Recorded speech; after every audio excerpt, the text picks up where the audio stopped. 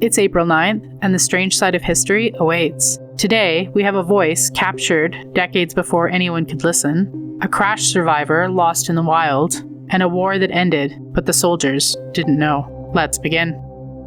On April 9th, 1860, in a quiet room in Paris, Édouard-Léon Scott de Martinville leaned over a strange machine that he called the phonograph. He captured a voice, an old French melody, and the device traced the voice in jagged lines onto soot-blackened paper. It was an achievement, but there was a problem. The machine could not play anything back. The voice was trapped, visible, but forever silent. For nearly 150 years, those fragile lines sat untouched in archives, frozen like a ghost in time, since no one had ever heard them, and no one knew what they truly contained. Until 2008, a group of researchers, known as the First Sound Project, scanned the soot markings using modern technology and translated them into sound. What they heard was a slow, distorted voice, drifting in and out, almost unrecognizable as human. At first, some believed it belonged to a woman, or even a child, but later analysis revealed the truth. It was him, singing across nearly half a century of silence.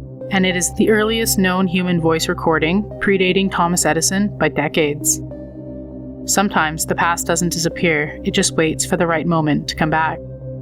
On April 9, 1943, a man fell out of the sky and into a place where most people never come back. Tom Harmon, once a national hero and a Heisman Trophy winner, was now alone high above the jungle of South America aboard a B-25 bomber called Little Butch. A storm came without warning. Violent turbulence ripped the aircraft, tearing it apart midair. With no options left, he jumped and landed in a tree. Below him stretched miles of dense jungle, thick, wet, and alive with things that moved in the dark.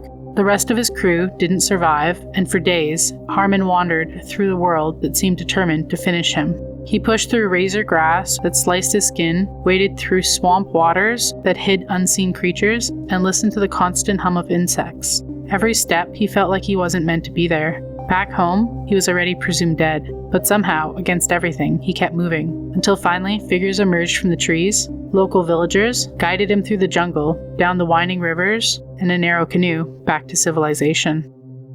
What makes this stranger is that wasn't the last time death almost took him from the sky. Months later, he would be shot down again, and somehow he survived that too.